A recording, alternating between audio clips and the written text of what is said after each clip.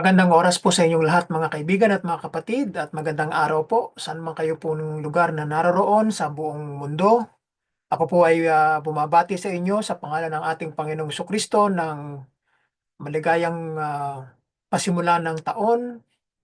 Tayo po ay nahaharap sa panibagong taon at tayo po ay lubos na nagpapasalamat sa Diyos at binigyan tayo ng panibagong taon sa ating buhay. Mga kapatid, welcome kayo. Sa aking pagbabalik ay muli na naman akong magbabahagi sa inyo ng isang lugar na binanggit sa banal na kasulatan sa ating series na Lands of the Bible. So mga kapatid, bago po tayo magsimula ay welcome kayong lahat at saan man kayo naroroon at tayo po ay sumandaling manalangin sa ating pasimula. Ama naming Diyos na makapangyarihan sa lahat, ikaw ay aming pinapasalamatan sa taong ito. Ng 2025, ikaw ay aming pupurihin, sasambahin, paglilingkuran sa aming puso't kaluluwa. At ikaw po ang matataas sa amin, Panginoon. Ikaw lamang ang aming Diyos na tagapagligtas. Patnubayan na po kami ng iyong banal na Espiritu sa pag-aaral namin ng iyong salita sa pamagitan ng iyong mga lupain na binanggit sa iyong banal na kasulatan. Nawa ang lahat ng ito ay para sa kapurihan ng aming Panginoong Kristo. Kami po ay nagkapasalamat na basbasan mo rin at pagpalain mo ang iyong mga anak at na makikinig at manonood ng ating palatuntunan na ito ay nawa po'y magkaroon sila ng karagdagang kaalaman sa mga oras na ito. Panginoon, pagpalain mo kami. Sa pangalan ni Jesus, ito kami samang dalangin namin. So mga kapatid, welcome muli. Tayo ay pupunta na sa ating materials at titignan natin ang mga napapaloob sa atin pong series na ito. So mga kapatid, welcome sa ating pong Lands of the Bible series. So narito mga kapatid, tayo ay hindi na tayo magtatanghal ng 3 beses sa loob ng isang linggo sapagkat ako po ay busy na at gagawin ko makakaya ko na makapagbigay sa inyo ng 1 beses na lang sa loob ng isang linggo dahil masyado ng marami akong ginagawa, no? At kahit papaano ay meron ako may bahagi sa inyo. So ngayon tutuloy tayo sa ating bagong lugar na pupuntahan at titignan natin na ito ay isang sa pinakamahalagang lugar na makikita natin, no, sa bayan ng Diyos, no, sa lupain ng Biblia. So tayo tutungo na. Ayan, ang Jordan River mga kapatid, ano? So siguro naman ay hindi lingid sa ating kaalaman na tayong lahat ay nakakakilala, alam natin ang istorya ng Jordan River, ha? Alam natin ang kwento diyan, no? Maging sa Lumang Tipan, maging sa Bagong Tipan, alam natin ang kwento diyan. So titignan natin, no, at bibigyan natin ng importansya, bibigyan natin ng kahalagahan at pagkilala sa ilog na ito ng Jordan. So ito ang mga larawan na isa sa mga makikita natin na makikita ninyo hindi gaanong malawak, ano? At nakita ko 'yan nung ako'y nagpunta noong February and March, no, sa bansang Israel noong 2018. So dito ko nakita ang ganitong klase ng mga pangitain kasi ang kulay talaga ng tubig ng ilog ng Jordan ay berde, no? At sa ibang lugar naman, doon sa Yardenit na napuntahan namin ay talagang kulay berde ang kulay ng tubig. Kasi bakit? Dahil yung mga puno, no, na nasa paligid niya sa kaliwat kanan ay nagkakaroon ng refleksyon ng langit. Kaya kasi ang tubig kasi ay sumisimbolo sa salamin yan eh, no? Kinukuha niya ang refleksyon ng paligid niya. Kung ano ang refleksyon ng paligid ay ibinibigay ng tubig. Ano yan eh, salamin yan eh. Nung unang panahon, ang mga tao noon, pumupunta sila sa ilog para tignan ang sarili nila. No, yan ang salamin nila eh, nung araw eh, nung unang panahon. Kaya kapag ang tubig ay hindi magalaw, kumbaga sa ano, nakaano lang siya, nakapirmi lang, ay pag tumingin ka diyan makikita mo yung mukha mo, no? At hahanapan mo ng magandang anggulo, makikita mo 'yan eh, salamin 'yan eh, no? So hindi natin maipapaliwanag ng gusto kung paano nangyari 'yan, ano? So kapag kinaukaw mo na ang tubig, ay wala na, hindi mo na makikita. So ganyan ang ano, kaya kaya kapagka nasa malayo kayo, titingin kayo sa ilog, ay makikita ninyo yung kulay ng paligid, 'no? So ngayon titignan natin ang ilan sa mga bagay na makakatulong sa atin upang malaman natin ang kwento ng Jordan River o ang Ilog Jordan. So ngayon ang tanong, papaano nangyari at kung saan nanggagaling ang tubig na iyan, 'no? So nung kami ay nagpunta doon sa tinatawag na Banayas o yung tinatawag na na lugar kung saan ay merong digmaan, 'no, sa panahon natin ngayon. Pero ngayon wala na tayong gaano narinig tungkol sa mga bombs o sa mga mga giyera o something na naglalabanan ano, dun sa Golan Heights, you know. So yun ang lugar, eh.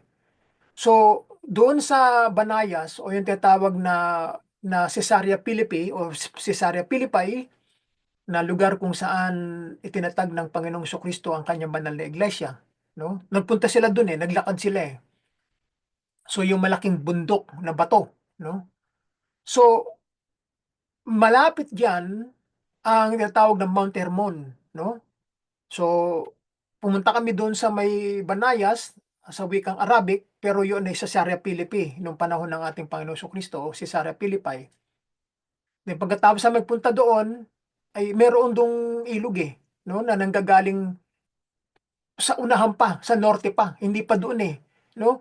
Yung tubig na iyon ay dumadaloy sa Jordan River, konektado yung tubig na iyon o yung falls na iyon nanggaling dun sa Sara Philippi, sa Banayas, ay dumadaloy patungo sa Jordan River.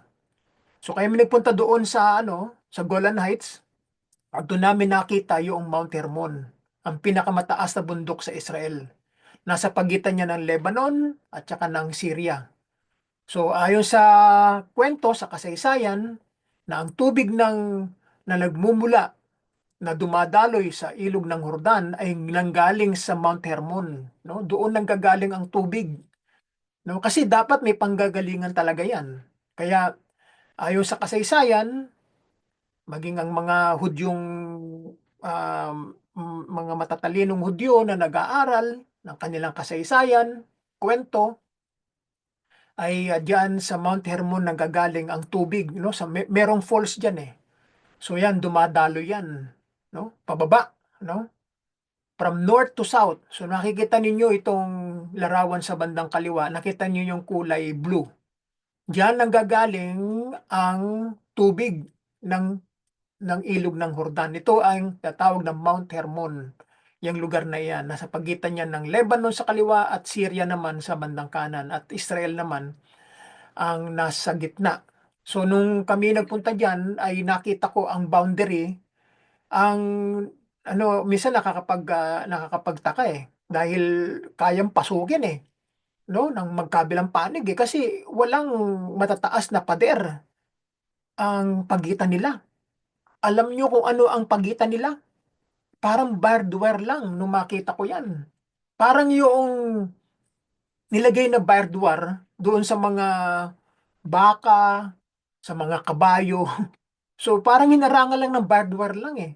Biro ninyo 'yun, may digmaan sila, ha, pero walang matataas na mga pader na naghihiwalay sa kanila, kundi 'yun lang, mga barbed wire na 'yun na nakapalibot do'n sa mga boundary. Pero ang kagandahan naman malawak. Makikita mo kung may mga dumarating, may mga pumapasok, may mga palapit, gano'n, makikita mo, eh. Kasi do'n sa mga lugar na iyan, walang nakatirang mga tao. Malalayo ang mga pagitan nila kaya kung meron mang papasok o lulusob ay hindi basta-bastang makakarating doon sa pamayanan. Kasi ang bansang Israel, usually ang mga tao ay naninirahan sa mga bundok, sa taas ng bundok kasi ang buong Israel ay napapalibutan ng matataas na mga burol ng mga bundok. Kaya nga ang kaibahan ng Israel sa iba't ibang mga bansa ay ang iba't ibang mga bansa sa gitnang silangan ay naninirahan sa plain, sa patag, 'no? Pero ang mga Israelita nung panahon ng Lumang Tipan, maging sa panahon ng Bagong Tipan, ay naninirahan sila sa matataas na burol, no? Ganyan ang sitwasyon nung panahon na iyan. Kaya ang tubig na ito ng Jordan River, makikita ninyo yung kulay blue na sa bandang kaliwa, ay doon nanggagaling ang tubig, no, ng Jordan River. Ngayon dadaan yan diyan papunta doon sa baba hanggang sa Sea of Galilee. No, ngayon pagka pagkapunta ng tubig sa Sea of Galilee na, dito naman sa south, diyan naman papunta ang tubig pababa hanggang doon sa tinatawag na Dead Sea o patay na dagat, no? Eh, pagdating ng tubig ng Jordan River sa patay na dagat o the Dead Sea, ay wala nang pang lalabas na tubig manggagaling doon. Meron mang ilan mga sangay, katulad doon sa ating larawan sa bandang kanan, may mga ilang mga streams o mga ano, pero hindi na yan gaanong major na mga river, kundi parang mga sangay lang yan, no? So, na konektado sa Dead Sea, no? Pero hindi kino-consider ng mga river yan eh, para mga sangay lang yan eh. So, ang kino-consider talagang ano, yung Jordan River talaga. Excuse me. So, yan mga kapatid, no, makikita natin, no, yung watershed niya at ito sa panahon natin to ngayon at ito naman sa panahon din natin ngayon, yung bandang itong dalawang larawan na ito. Itong West Bank, ito yung Samaria sa panahon ng Lumang Tipan, no? Itong Palestinian Authority, no? Yan ang tinatawag na West Bank. Yan ay mga Palestinian sa mga naninirahan diyan at ganoon din dito sa Gaza, no? Yan. So itong makikita natin dito na mayroong mark ng black ay yan ay ang Israel yan nasa loob niyan. Yan, mga Israel ang kanilang bansa yan, teritoryo nila yan. Itong mga shaded na ito ay Gaza, ito naman ay West Bank. Ito naman sa bandang kanan, ayan ay Kingdom of Hashemite, Kingdom of Jordan, no? Ang naghihiwalay sa kanila itong Jordan River. So mamaya tatalakayin natin kung ano ang kahalagahan ng Jordan River sa panahon natin maging nung mga lumang panahon, no? So tingnan natin. So tayo tutungo sa ano. Ngayon, ano ang sinisimbolo ng Jordan River o ng Ilog Jordan? Ano yan eh, mayroong sinisimbolo yan eh. Kung bakit yan ay napakahalaga, no? Sa panahon ng Lumang Tipan at ganoon din sa panahon ng ating Panginoong Kristo. So ang Ilog ng Jordan ay may maraming kahulugan, no? Kabilang una ang kalayaan o ang freedom. Sa banal na kasulatan, sa Biblia, ang Ilog ng Jordan ay kumakatawan, no, sa kalayaang dumarating pagkatapos ng panahon ng paghihirap at paghihintay ng bansang Israel o ng mga Hebreo, no? So ang pagtawid sa ilog ng Jordan ay isang pagbabago sa daan patungo sa kalayaan. So yan ang sinisimbolo, unang sinisimbolo ng ilog ng Jordan. At ang tubig ng Jordan ay kumakatawan sa paglaya mula sa pang-aapi, no? Ibig sabihin, sila ay pinatawid yan, na ibig sabihin malaya na sila. Hindi na sila alipin ng bansang Ehipto, kundi wala na, napatid na, no? Naputol na, nagupit na yung pagkaalipin sa kanila, no? So ikalawa, yung buhay at kamatayan. Yan ang sinisimbolo. Ang ilog ng Jordan ay isang lugar ng buhay at kamatayan, no? Ng pag-alis at ng pagdating. Ayan. Ibig sabihin, isang lugar ng buhay na matapos silang lumagpas diyan o tumawid diyan ay nagkaroon sila ng buhay, no? Pero hangga't hindi sila nakakatawid diyan ay may kamatayan pa. Ibig sabihin yan, kailangan silang i-redeem, kailangan silang iligtas, no? Kailangan silang sagipin sa kanilang kasalukuyang sistema ng buhay na sila ay under the yoke of slavery pa ng bansang Egypt. Kaya nung sila tumawid na diyan, ay naging malaya na sila. Kaya buhay at kamatayan ang sinisimbolo niyan. Pinutol ng tubig ng Jordan ang luma, no? Ang lumang buhay at nagsilang ng panibago, no? Yan ang bautismo eh. Yan ang sinisimbolo ng bautismo, no? Pag inilulubog sa tubig, no?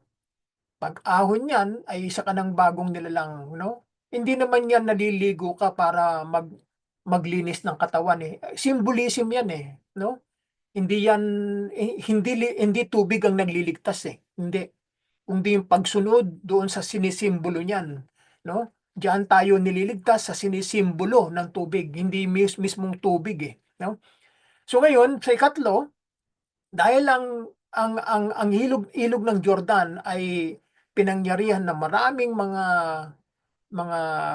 pangyayari na binanggit sa Lumang Tipan at gano'n din sa Bagong Tipan, ito ay naging banal na tubig. Ibig sabihin, ang mga taong pupunta diyan, kapag sila ay lumubog diyan sa panahon natin ngayon, katulad ni Naaman na lumubog ng 7 beses, at kung halimbawang lulubog kayo diyan at kung may sakit kayo at hindi kayo gumaling, ay hindi niyo puwedeng ihalintulad ang sarili ninyo kay Naaman. Kasi yung nangyari kay Naaman ay hindi pareho ng sitwasyon natin ngayon. Kasi yung kay Naaman, yaan ay isang special na pagkakataon o pangyayari na naganap sa panahon ni Propeta Elisha. No, ipinakita ang kapangyarihan ng Diyos. Pero sa panahon natin ngayon, kung kayo may pananampalataya sa Diyos, ay may mangyayari sa inyo dahil kayo ay nananampalataya sa Panginoon at naniniwala kayo sa Kanya, 'no? Kung ang ating pag-iisip ay lulubog ako sa ilog ng Jordan para mawala ang mga sakit ko, gagaling ako sa aking karamdaman, pero hindi naman naniniwala sa Diyos, hindi naman nananampalataya sa ating Panginoong Jesucristo, ay wala ring mangyayari, 'di ba? So ganyan ang ano, ang sistema ng ng ang nagiging banal, eh, 'no, ang tubig dahil sa mga pangyayaring naganap, 'no? Sa Bagong Tipan, binautismuhan ni Juan Bautista ang ating Panginoong Jesucristo dito sa ilog ng Jordan, 'no? Alam natin ang istorya niyan, sa binabanggit sa mga ebanghelyo, na nagpabanal sa tubig ng ilog. Kasi mismo ang Mesiya, ang Kristo, ay binautismuhan sa ilog ng Jordan. Eh, banal ang Panginoong Jesucristo, Diyos na nagkatawang tao, 'no? Kaya ginawang banal ang lahat ng tubig, 'no? Lahat ng mga binabautismuhan ay pinapatawad ng kanilang mga kasalanan, 'no? Ni Juan Bautista, yung mga alagad ng Panginoong Jesucristo, 'no? Dun nila binabautismuhan sa ilog ng Jordan, 'no? Kaya nagiging banal, eh, 'no? Kaya ang pagpunta diyan ay isang pribilehiyo, 'no? Isang, once in a lifetime na karanasan na mahirap mapuntahan. Unang-una, kung tayo'y ah, kapos sa pananalapi, hindi natin kayang pumunta diyan, ay hindi talaga tayo makakapunta. Ikalawa, yung, oras natin, wala tayong oras sa mga bagay na iyan, 'no. Ikatlo, mahina ang katawan natin, 'no. Busy tayo sa trabaho, so walang panahon.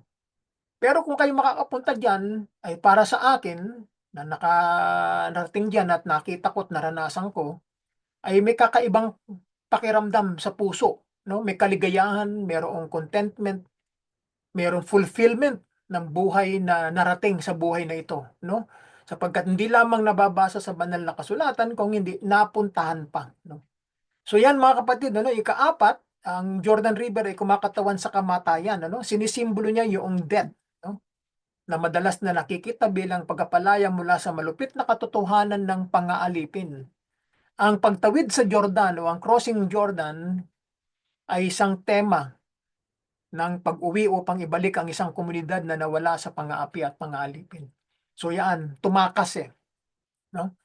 So ikalima, yung patubig naman, 'no? Dahil ang tubig na ito ng ilog ng Jordan ay hindi natuyo kailanman. Hanggang ngayon ay umaanod ang tubig diyan, 'no? Simula nung matagal ng panahon, panahon pa ng pagpasok pa nila Joshua ng 12 tribo, hanggang ngayon ay umaagos ang tubig ng ilog ng Jordan, hindi natutuyo, ano? So ginagamit 'yan, mahalaga 'yan para sa patubig, para sa mga pananim, 'no? Ang East Gore Irrigation Canal ay nakumpleto noong 1967 sa Silangang Pangpang na nagpapahintulot para sa paglililang ng iba't ibang mga pananim. Kaya naman maraming mga makukuhang pagkain diyan ng mga pananim dahil nga sa patubig na ito, 'no, na nanggagaling sa ilog ng Jordan. Ika-anim, yung pangalan. Ang pangalang Jordan ay nagmula sa ugat ng isang Semitic na salita o ng language, Semitic language na nangangahulugan ng mabilis na bumaba, no? Yan pala ang ibig sabihin ng pangalan ng Jordan. Ang kahulugan ay yung mabilis na bumaba. Tuloy-tuloy, no? Galing sa norte, tuloy-tuloy. Walang tigil na pagdating ng tubig, no?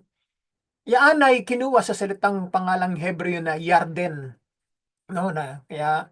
Kaya ang na ibig sabihin ay mabilis na bumababa, Yan ang ibig niya sabihin sa wikang Hebreo.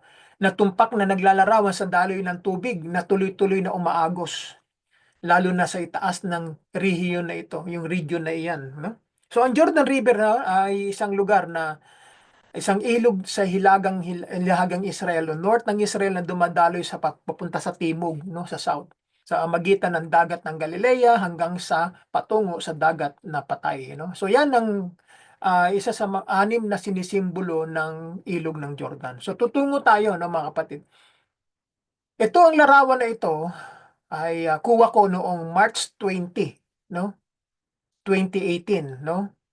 Ang larawan na ito ay ako mismo ang binotismuhan diyan. Marami kami, ilang kami rito siguro ay nasa 7 kami o 8 ata kami rito, no? Yung dalawa ay mag-ina na Guyanese ata yung dalawa mag-ina eh. Tapos halos lahat sila mga Americans, mga puti, no? Ako lang ang Pilipino sa grupo eh. Ah, wala nang iba, no? So, itong nagbautismo sa amin ay ano to, Arab Israeli, no? So, siya ay Baptist minister, no?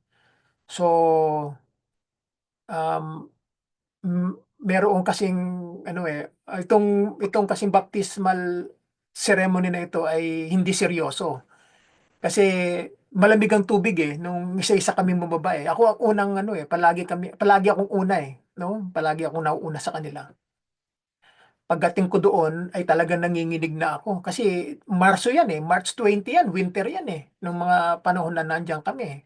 Malamig ang tubig Kita niyo ang tubig ay kulay berde. So talagang tiniis ko yung tubig no, hanggang sa matapos. Siguro ilang minuto kami diyan, siguro nasa mga 25 minutes kaming nandiyan sa tubig Kaya ako'y giniginaw dahil ginawin ako So noong nandun na kaming lahat, no, ay tinanong nitong um, Arab Israeli pastor. Ang sabi niya sa amin, sinong gustong maunang mabautismuhan? Tumaas ang kamay ko, sabi ko ako, sabi niya. Hindi nagtawanan ng Hindi naging seryoso ang ceremony.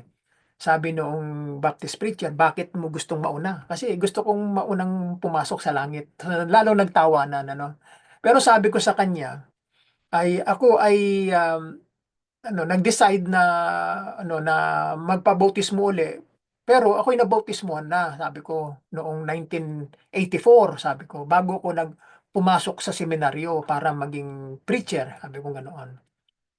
Pero gusto kong maranasan itong tinatawag na bautismo dito sa Jordan River, kaya nagpabautismo uli ako. Hindi para ah, ano na na magkaroon ng dobling bautismo kung hindi gusto kong maranasan yung experience no. Kasi ako'y naligtas na ako'y ginawa na akong lingkod ng Panginoon no, nung 1984 no.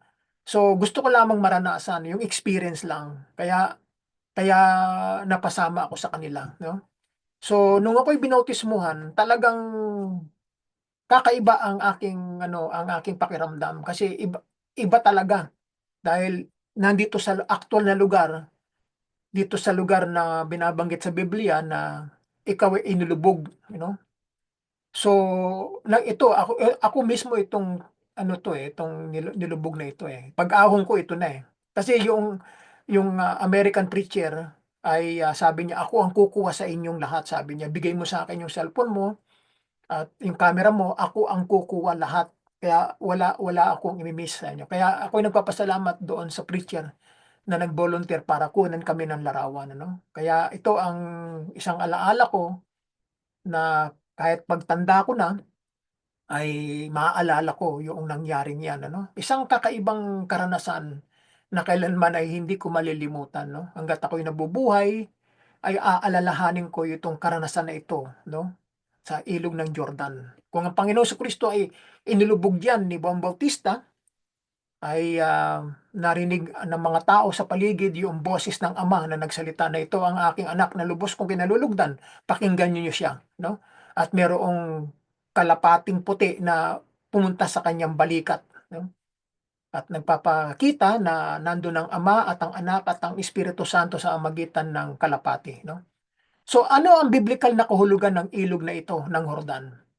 Ang ilog ng Jordan ay isang lugar ng buhay at kamatayan na binanggit natin kanina, ng pag-alis at pagdating, 'no? So, ang tubig nito ay parehong kutsilyo, ah, at sinapupunan. Bakit, 'no? Kasi nga pinuputol, ano, pinuputol niya, 'no, at sinapupunan. Ibig sabihin pagkatapos kang putulin dadalhin ka, 'no, sa panibagong buhay, 'no, aahon ka. Pinutol nila ang luma at ipinanganak ang bago, 'no? So, dito pumanaw sa harapan ng ilog ng Jordan si Moises, 'no? So, alam natin si Moises hindi pumasok sa ano, sa Promised Land o sa Kanaan. Pero dinala sila ng Diyos dito sa Mount Nebo, 'no, sa parte ng Jordan. Itong Mount Nebo napuntahan ko din 'yan, 'no?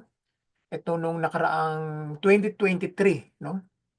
So, kung ano yung nakita ni Moises, nakita ko. Kasi umakyat kami doon sa mismong tuktok, kung saan nakita ni Moises yung buong Israel, yung buong Promised Land, 'no? Magmula north hanggang south, 'no? Nakita ko 'yan. So, dito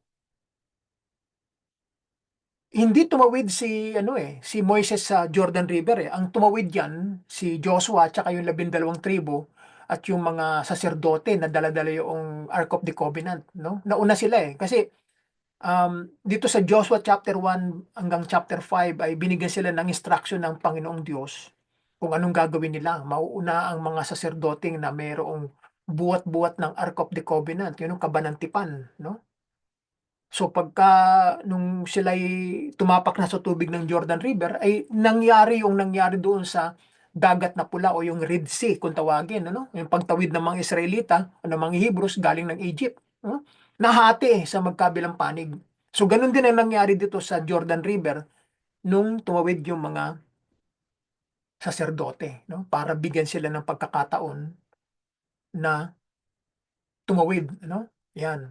So dito nangyari na nakita ni Moises, yung lugar, yung yung land of promise, pero hindi niya mapapasok dahil sa sinabi ng Diyos sa kanya na hindi mo mapapasok, 'no? Ipapakita ko sa iyo pero hindi mo mapapasok 'yan, 'no? At habang si Joshua naman ay dumaan sa lupaing binubukalan ng gatas at pulot, 'no? 'Yan nga yung Kanaan, 'no, itong tinatawag na Promised Land. At dito nga sila sa parteng Jericho sila dumaan at tumawid sila sa Jordan River, 'no? So, maraming nagtataka na sabi nga daw nila si Moises daw ay nakapasok sa Land of Promise. Well, kung natatandaan ninyo, si Moises at saka si Elijah ay lumitaw sa Mount of Transfiguration, sa mataas na bundok, 'no? So, ang pinakamataas na bundok ng Israel ay ang Mount Hermon. So galing sila sa Cesarea Philippi o sa Banayas at malapit lang ang Cesarea Philippi o Banayas dito sa Mount Hermon, 'no? Kaya hindi na pa para pumunta ang Panginoon sa iba't ibang mga bundok kung di nandun na, sa Mount Hermon na, kaya doon na sila nagpunta, Kaya pagkagaling nila sa Banayas sa Cesarea Philippi nang sinabi ng Panginoon na siya ang sinabi niya kay Pedro na ano ang masasabi mo Pedro tungkol sa akin? Anong sabihin ni Pedro sa Panginoon na ikaw ang Kristo, ikaw ang Mesiyas, ikaw ang anak ng Diyos na buhay, 'no? Kaya sabi ng Panginoon sa kanya, "Mapalad ka Pedro, dahil ano, inihayag sa iyo ng Ama ang mga bagay na ito," sabi niya.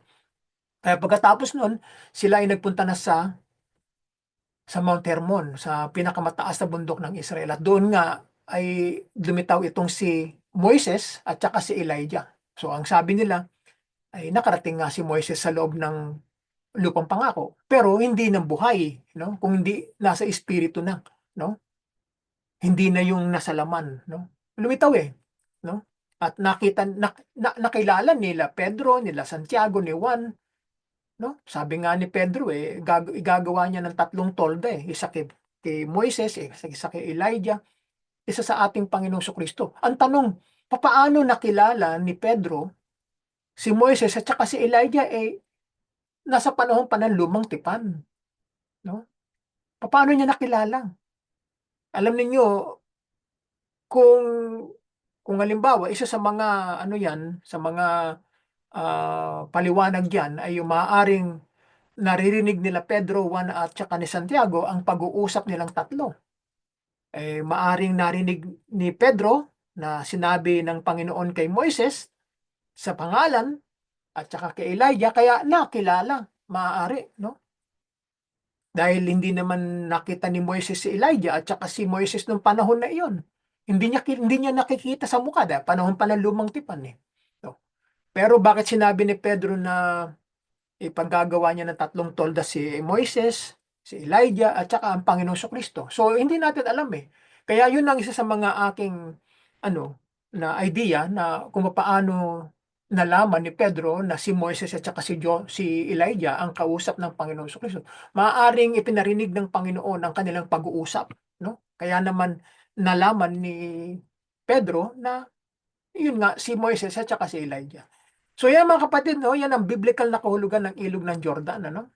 Napakarami niyan na paliwanag, no? So mga kapatid, hahatiin ko sa ano ito, sa ating part 1 at saka part 2, part 3. Medyo mahaba yan eh, no? So itong question and answer na ito ay magbibigay sa atin ng maraming impormasyon, tungkol sa Jordan River. To kasi parang ginawa ko na lamang mo ng introduction yan, ano? Kasi mahaba yan eh. Yan isa sa mga pinaka-highlights ng Lands of the Bible eh, itong Jordan River eh. Yun ang pinaka ano eh, parang heart and soul ng Lands of the Bible eh. Kasi nasa gitna yan eh. Sa pagitan ng Israel at saka ng Jordan, no? Yan ang kanilang boundary, no? So gagawin kong part 2 ito, no? Sapagkat na tayo sa oras, dapat kalating oras lang, no? So kung itutuloy ko to, aabutin tayo ng 1 oras dito, no? Kasi 13 yan eh, no? Na mga o mga ilan, hindi ako sure kung ilang ano yan, marami yan eh. So itong gagawin nating part 2. So mga kapatid, ano, at ako muna ay magpapaalam na muna dahil minsan masakit sa lalamunan eh, no? At medyo bibigyan natin ng panahon yan, no? Kasi kapag pinapaliwanag natin ay lalong ano natin, maunawaan natin kung ano ang kwento sa likod ng mga iyan, no? Kaya mga kapatid, ako muna ay magpapaalam na at sa ating introduction at magkikita muli tayo sa susunod na linggo, no? So maraming salamat sa inyong time na ibinigay at nawa makatulong sa inyo ang ilan sa mga nabanggit natin, ano? So marami pa yan mga kapatid, ano? At mahaba pa yan, no? Kasi magandang ano yan, magandang pag-usapan kasi biblical yan, marami tayong matututunan dyan, no? So mga kapatid, paalam at maraming salamat sa inyong lahat sa muling pagkikita. Pagpalain kayo ng Diyos saan man kayo naroroon. See you then and have a great day and God bless you all. In the name of Jesus, sa pangalan ng Ama at ng Anak at ng Espiritu Santo, pagpalain kayo ng Panginoon saan man kayo naroroon. Bye for now and have a great day everyone.